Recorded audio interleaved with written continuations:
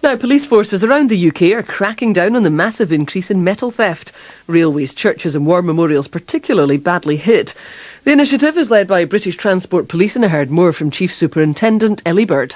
We've seen theft of metal become an increasing problem, particularly over the last sort of 12, 18 months. I think very much because people are more aware of the opportunity, but most significantly because of the impact. And so that's why it's very important that we work together, not just as police forces across Scotland, but with all the utilities and other law enforcement agencies as well. Yeah, I mean, you're from British Transport Police. That's right. It has particularly affected the railways, hasn't it? Yes, it has. And we've seen considerable disruption across not just with Scotland, but into England and Wales as well. But obviously, our focus very much is around the impact that it has on passengers, that it has on businesses, but also about the safe working environment for people working within the railway. It is a dangerous business, isn't it, to steal metal from the railways for the people involved and also, as you say, for the passengers? Yeah, I mean, some would say whether it's dangerous or whether it's actually sort of acts of stupidity. But, across England and Wales, we've also seen a number of deaths for those people that have been involved in the crime. But it is dangerous because not only is it the environment that they're working in, but when rail staff then have to go in to make good the repairs, they're actually working in an environment that is affected in terms of safety. And you take this so seriously, I understand that you're putting it kind of up there just below terrorism because of the potential safety risks.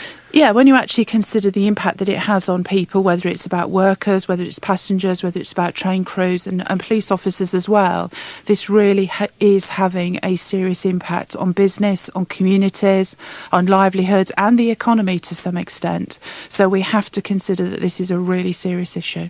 It's also pretty ghastly, isn't it? A number of memorials, for example, have also been stolen. It's not just, metal from the railways that's going.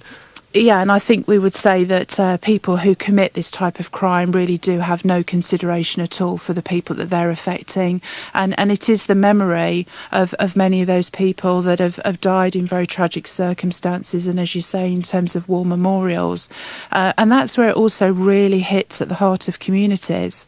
Memorials are assembled to mark and respect those people that have done so much for their country and for the world. And suddenly somebody will come along and just abuse all of that. So how is this crackdown actually going to work then? Well, this is about consistently applying pressure. It's just that on certain days we apply greater pressure and we're probably a little bit more public about it. But what we're seeing today is officers from British Transport Police in Scotland working with forces across Scotland and with other agencies. So whether that's Her Majesty's Revenue and Customs, whether it's the Driving Licence Authority, or whether it's about the Environmental Protection or Scottish Power and BT Openreach. So we're working together, visiting scrap metal dealers, stopping vehicles on the road, identifying those people that are involved in this type of crime and taking some really assertive action. Chief Superintendent Ellie Bird of British Transport Police.